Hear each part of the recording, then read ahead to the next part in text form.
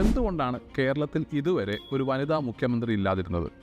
എന്തുകൊണ്ടാണ് സുപ്രീം കോർട്ടിൽ ഇതുവരെ ഒരു വനിതാ ചീഫ് ജസ്റ്റിസ് ഇല്ലാതിരുന്നത്? എന്തുകൊണ്ടാണ് ഇന്ദിരാഗാന്ധിക്ക് ശേഷം ഇന്ത്യയിൽ ഒരു പ്രധാനമന്ത്രി വനിതയായി വരാതിരുന്നത്? സ്ത്രീകൾക്ക് കഴിവില്ലായിട്ടാണോ? അതോ സ്ത്രീകൾക്ക് ഭയമുള്ളതുകൊണ്ടാണോ? അതോ നമ്മളുടെ കോൺസ്റ്റിറ്റ്യൂഷനിൽ അതിന് ഒരു പ്രൊവിഷൻ ഇല്ലാത്തതുകൊണ്ടാണോ?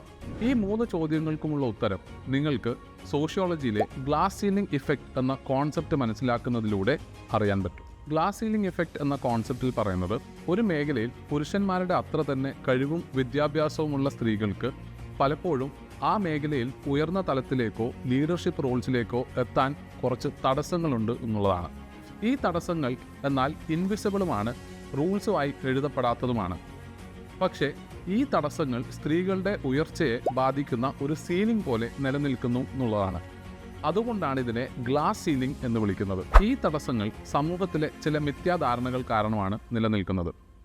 അതായത്, ഒരു സ്ത്രീയുടെ പ്രൈമറി റോൾ എന്നത് കുട്ടികളെ പരിപാലിക്കുക, ഗൃഹഭരണം നടത്തുക, അതോടൊപ്പം തന്നെ ഇങ്ങനെയുള്ള ഉയർന്ന പോസ്റ്റുകൾ ലഭിച്ചാൽ സ്ത്രീകൾക്ക് അത് കാര്യക്ഷമമായി കൈകാര്യം ചെയ്യാൻ പറ്റില്ല എന്നൊക്കെയുള്ള തെറ്റിദ്ധാരണകൾ കാരണമാണ് പലപ്പോഴും സ്ത്രീകൾക്ക് ഉയർന്ന പോസ്റ്റ് കൊടുക്കാത്തത്.